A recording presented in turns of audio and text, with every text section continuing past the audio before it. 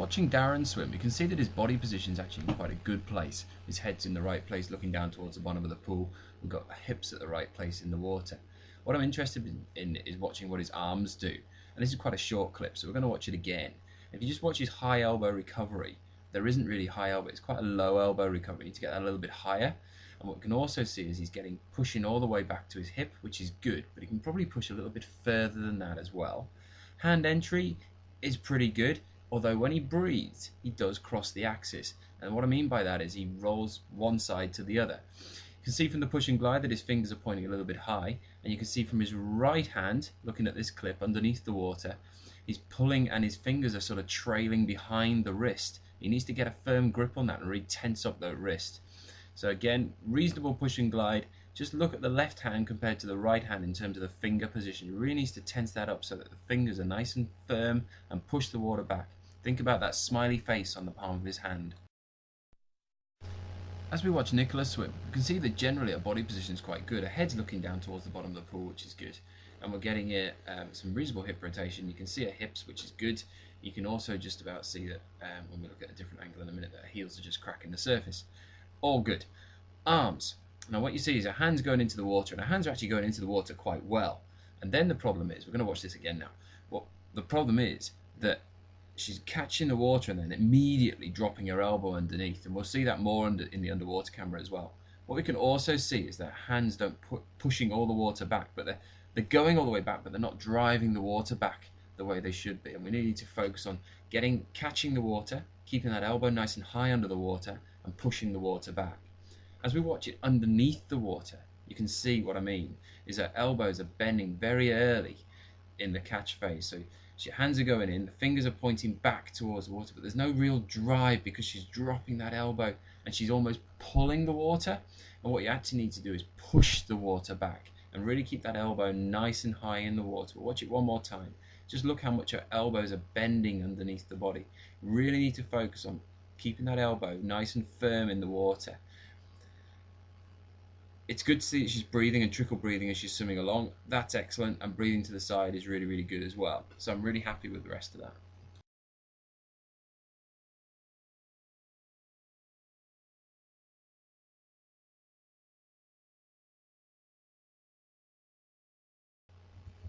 Okay, looking at skull number 2, you got a nice good push off. Then we move into the position where you draped yourself over a barrel. What we're looking for here is to keep our elbows nice and high, keep our fingers pointing towards the bottom of the pool. This is a nice relaxing drill if you do it properly, and you keep your elbows rounded forward. What we're looking for here is to keep your hands pointing back the way you've come. Imagine a smiley face drawn on your palm of your hands, and you've got to keep that and show it to the person behind you. This puts your hand in the right position to start the push phase, which is the next phase of the arm stroke.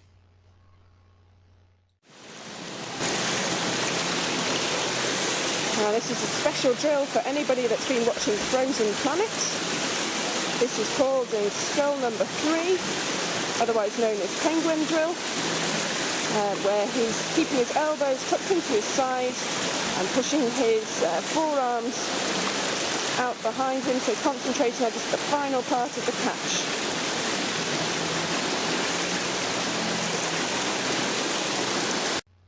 The single arm drill works on many aspects of the stroke, including catch, rotation, timing, and fluidity.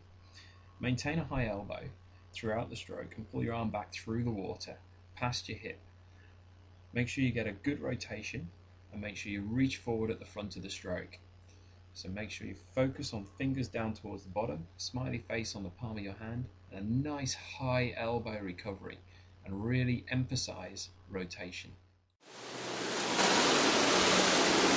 So this should hopefully be spearfish, where he's trying to concentrate on getting the hand speared into the water.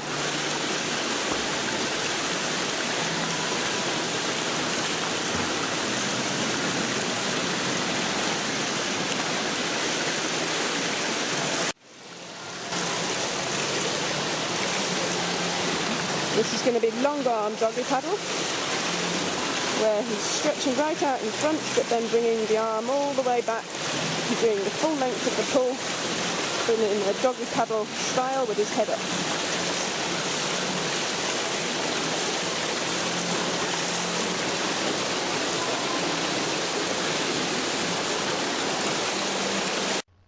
636 drill gives you a chance to think about what you're doing by doing 6 kicks on your side, a chance to clear your head, and then 3 good quality arm pulls. Really focus on certain parts of technique, perhaps fingers or elbows, and perhaps even a high elbow recovery. Keep your head nice and still, breathing towards the end of the stroke, and really focus on getting a good quality extension of both the front and the back of the stroke.